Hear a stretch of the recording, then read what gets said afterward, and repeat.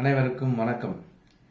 இன்று ஒரு தகவலில் ஒரு புகாரை நம்ம காவல் நிலையத்தில் கொடுக்கும்போது அந்த புகாரின் அடிப்படையில் முதல் தகவல் அறிக்கையோ அல்லது சிஎஸ்ஆர் சொல்லக்கூடிய உங்கள் மனுவை பெற்றுக்கொண்டதுக்கான ரசீதுகள் எதுவும் தராத பட்சத்தில் என்ன மாதிரியான சட்ட நடவடிக்கைகள் நம்ம மேற்கொள்ளலாம் அப்படிங்கிறது இன்னைக்கு சாதாரண ஒரு குடிமகனுக்கு தெரிய வேண்டிய ஒரு விஷயம்.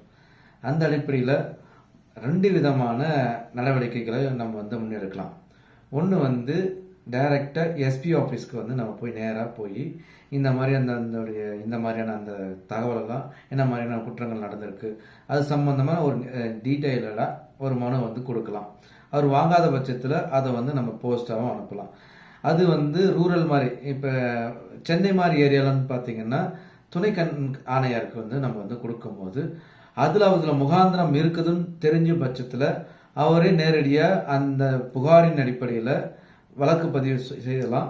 அப்படி இல்லாட்டி அது வழக்கு பதிவு செய்யுங்கன்னு சொல்லி தகுந்த காவல் நிலையத்துக்கு தகவல் கொடுக்க முடியும். இது ஒரு விதமான முன்னெடுப்பு. மேற்சொன்ன நம்ம அந்த அடிப்படையில் ஒரு காவல் நிலையமோ ஒரு எஸ்பி ஆஃபீஸோ ஒரு புகாரை பதிவு பண்ணாத பட்சத்தில் அடுத்த கட்ட நடவடிக்கை நம்ம குற்றவியல் நடுவர் நீதிமன்றங்களை நாடலாம்.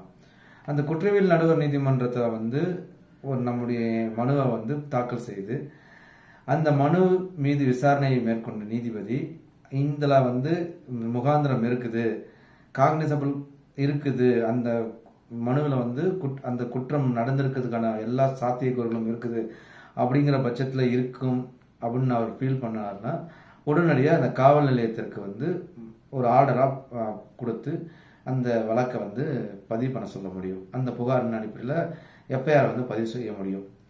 இது தவிர்த்து உச்சநீதிமன்றம் தன்னுடைய ஒரு வரலாற்று சிறப்புமிக்க ஒரு தீர்ப்பினை இது சம்பந்தமாகவே ஒரு வழக்கில் ஒரு புகாரின் அடிப்படையில் ஒரு வழக்கு பதிவு பண்ணாத பட்சத்தில் அப்படிங்கிற ஒரு பாயிண்ட்டை மட்டுமே யோசித்து ஒரு தீர்ப்பினை வழங்கியிருக்குது. அது எந்த ஜட்ஜ்மெண்ட்டின் அடிப்படையில் பார்த்தீங்கன்னா லலிதா குமாரி வெர்சஸ் ஸ்டேட் ஆஃப் உத்தரப்பிரதேஷ். இந்த வழக்கில் ஒரு காவல் நிலையம் ஒரு புகாரில் முகாந்திரம் இருக்குதுன்னு நினைச்சா உடனடியாக வழக்கு பதிவு செய்யணும். வழக்கு பதிவு செய்யாது சட்டப்படி குற்றம் சொல்லி தன்னுடைய அந்த வரலாற்று சிறப்புமிக்க தீர்ப்பில் வழங்கியிருக்கு. இன்னைக்கு இந்த தகவல் உங்கள் எல்லாருக்குமே யூஸ்ஃபுல்லாக இருக்குன்னு நம்புகிறேன். அடுத்த ஒரு புதிய தகவலுடன் நம்ம சந்திப்போம். நன்றி, வணக்கம். Thank you all.